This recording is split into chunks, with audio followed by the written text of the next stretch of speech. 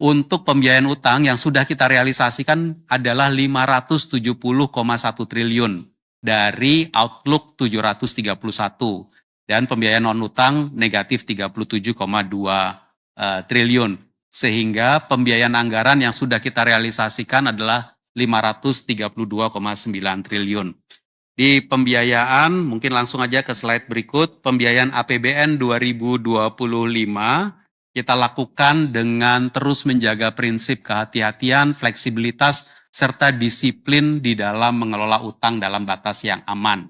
Pembiayaan anggaran totalnya adalah sesuai outlook Lapsem 662 triliun dan terdiri atas utang 731,5 triliun dan pembiayaan non-utang.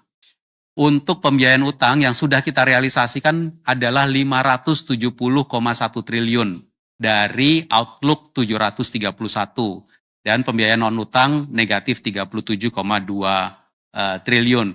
Sehingga pembiayaan anggaran yang sudah kita realisasikan adalah 532,9 triliun. Kita melakukan pembiayaan ini berdasarkan outlook Lapsem, outlook laporan semester yang defisitnya adalah 2,78% terhadap produk domestik bruto. Dan kami juga telah melaporkan kepada DPR ketika laporan semester dan pemerintah telah mendapat persetujuan DPR untuk menggunakan saldo anggaran lebih 85,6 triliun guna mengurangi penerbitan SBN di tahun 2025.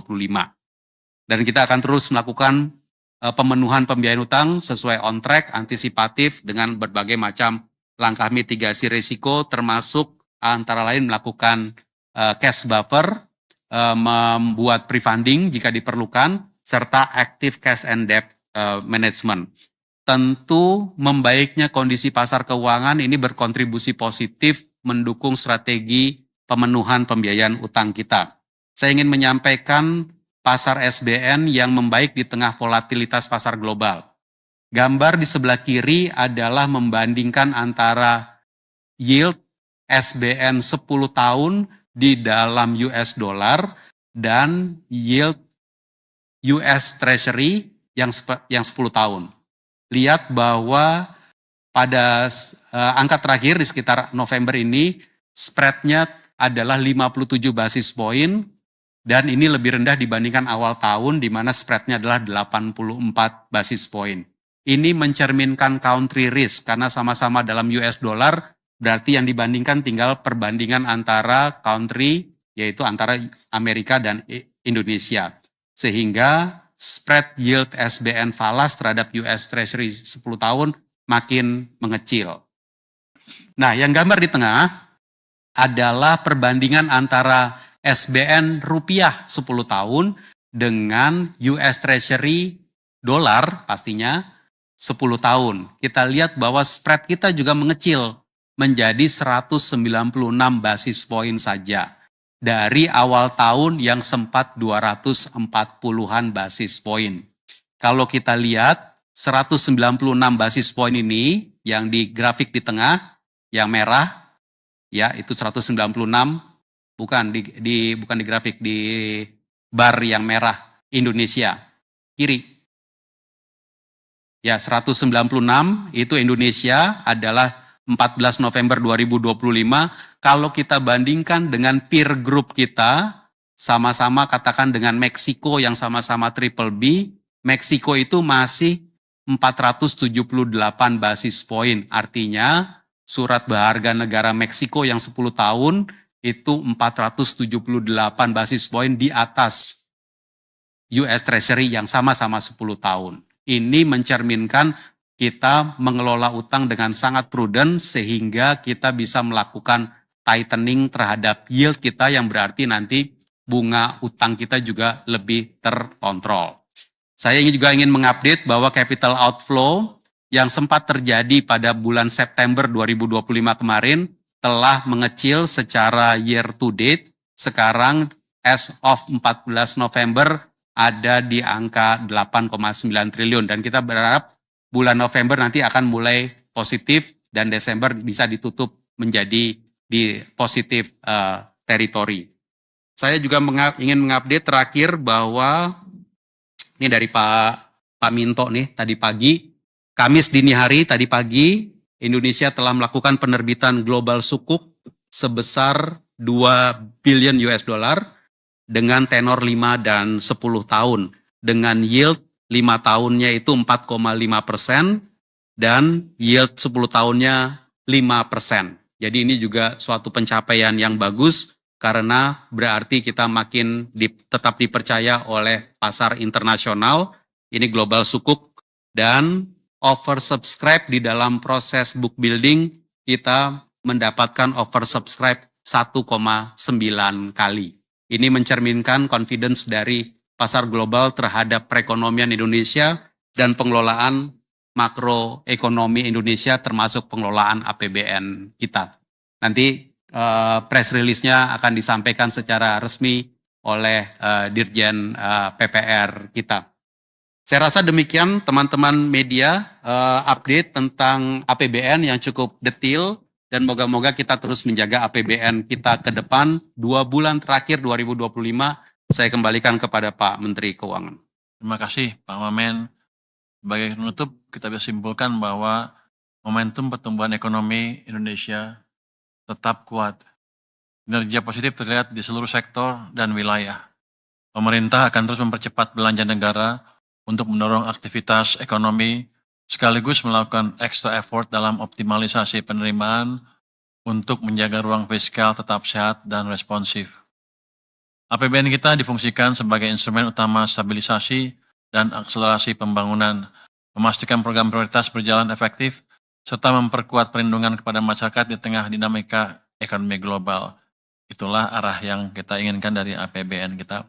Mungkin demikian presentasi dari kami untuk update APBN saat ini. Sekarang kita masuk ke sesi tanya jawab ya. Pertanyaannya udah masuk, udah ini ya. Saya jawabnya saya dulu, nanti teman-teman gantian semua ya. Saya jawab yang gampang-gampang aja, yang susah biar Pak Suwa sama teman-teman yang jawab. Tadi tabel punya belum. Yang pertama ke saya, Pak Purbaya, apakah Kemenku ada rencana menempatkan dana lagi di BTN? Kemarin di BTN bilang mau surati Bapak. Oh baru mau. Surati Bapak untuk tambah penempatan dana hingga 10 triliun. Ini Ira dari Infobank. Kalau yang ada di rekod kita ya, dari yang 55 triliun pertama, penyerapannya di Mandiri 100% sudah disalurkan. BRI 100%, BNI 68%, BTN baru 41%. Kenapa dia minta lagi ya? Aneh juga dia. BSI udah 99%. Tapi kita lihat tuh supply money, pertumbuhan uang primary-nya, M0 ya, base money-nya itu di bulan Oktober agak turun sedikit ke 7,7% dibanding di September akhir yang 13, wah ini sekian persen, 13,3 ya. Jadi kita pikir ini mesti didorong ke atas likuiditas di sistem. Kemarin Jumat kami kami pindahkan lagi sebagian uang kami ke perbankan sebesar 76 triliun. 25 triliun di Mandiri, 25 triliun di BRI, 25 triliun di BNI, 1 triliun di Bank Jakarta, Bank DKI Jakarta ya. Yang BTN belum kita salurkan, kenapa? Karena suratnya belum sampai, dia baru mau akan kelihatannya. Tapi kalau nanti sampai ke kita lihat, kita akses, kita pertimbangkan untuk ditambah.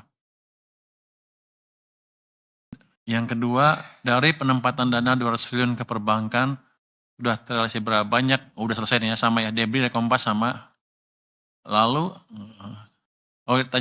lalu yang tidak habis terserap akan diapakan uangnya. Itu kan relatif sedikit ya yang tidak habis. Seandainya ada pun kita biarkan di perbankannya.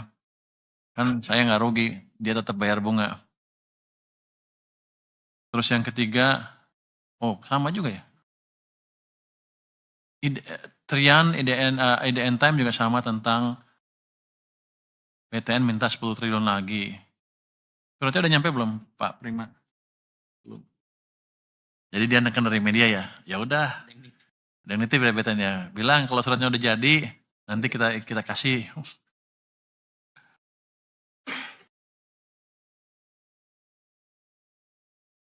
Ada pertanyaan dari Magdalena RRI tentang kenaikan gaji PNS tahun depan. Bagaimana responnya? Nanti kita nilai dan kita assess ya. Kita diskusikan nanti begitu suratnya sudah masuk. Sudah mengirim surat, sudah sampai kemana? Pak Luki udah masuk? Dari Pan RB menaikkan gaji tahun 2002. Silakan Pak Luki coba jawab yang itu. Nanti ya, oke itu nanti jawab Pak Luki. Pak Purbaya, beberapa pedagang thrifting meminta thrifting untuk dilegalkan dan mereka berjanji untuk membayar pajak. Tanggapan Bapak? Tanggapan saya nggak perlu dengan bisnis thrifting. Yang saya kendalikan adalah barang ilegal yang masuk ke Indonesia. Saya akan membersihkan Indonesia dari barang-barang ilegal yang masuknya ilegal. Thrifting kan kalau barang bekas kan dilarang kan, sudah jelas itu ilegal. Jadi nggak ada hubungannya bayar pajak apa nggak bayar pajak, itu barang ilegal. Menurut Anda apa? Kalau saya menagih pajak dari ganja misalnya, apakah jadi barang jadi legal? Kan enggak. Kira-kira gitu Pak padanannya. Jadi itu utamanya ya. Pak Purbaya, tadi dari Alif Rahman ya. Pak Purbaya dari Alif Rahman lagi. Adrian juga menyebut impor teks ilegal dari Cina lebih banyak jumlahnya dibandingkan thrifting. Tanggapan Bapak, ya nanti kita cegat di pelabuhan yang kita periksa lebih teliti lagi. Kita akan investigasi lebih dalam dari kasus-kasus yang nyelundup, pasti kan ketahuan nanti siapa yang pengimportnya. Kalau dulu bisa lepas, ke depan nggak bisa lagi. Jadi memang kalau ilegal ya kita beresin. Terus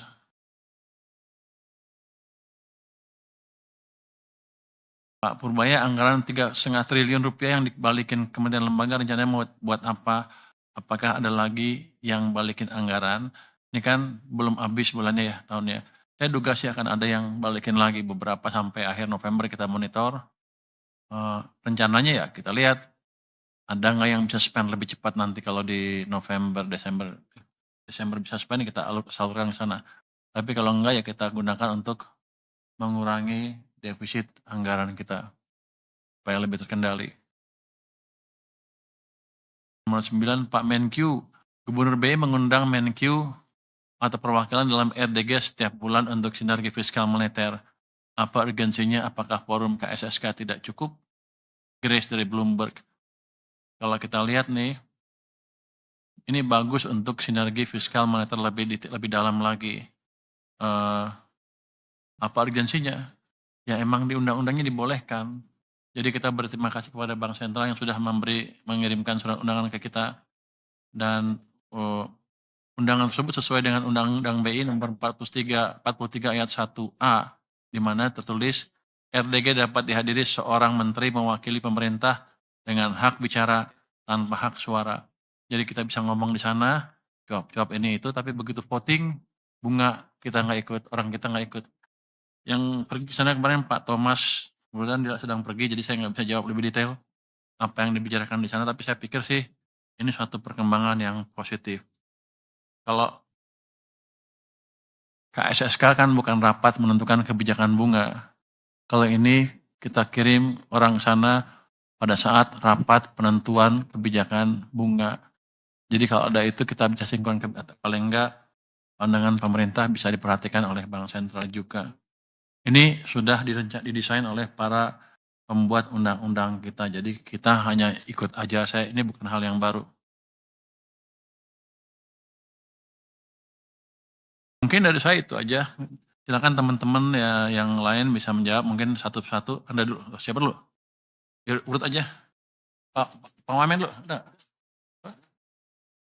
Pak Luki silakan Pak.